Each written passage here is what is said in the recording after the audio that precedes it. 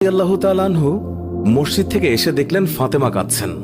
তিনি প্রশ্ন করলেন, ফাতেমা, তুমি কাঁদছো কেন? ফাতেমা রাদিয়াল্লাহু তাআলা আনহা কোনো উত্তর না দিয়ে তখনও আরো জোরে জোরে কাঁদতে লাগলেন। আলী রাদিয়াল্লাহু তাআলা আনহু কয়েকবার প্রশ্ন করার পর মা ফাতেমা কাঁদতে কাঁদতে বলল, আমি স্বপ্নের মধ্যে দেখেছি আমার আব্বাজান হযরত মুহাম্মদ সাল্লাল্লাহু আলাইহি ওয়াসাল্লাম আমার ঘরের মধ্যে ঢুকে কি যেন তালাশ করছেন।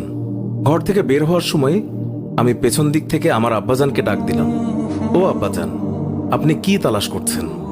আব্বাজান তখন বললেন, ও আমার ফাতিমা, আমি তো তোমাকেই তালাশ করছি, তোমাকে নিয়ে যাওয়ার জন্য। আরো বললেন, ও আমার ফাতেমা, আজকে তো তুমি রোজা রাখবে, সেহরি করবে আলীর দস্তরখানায় আর ইফতার করবে আমার দস্তরখানায়।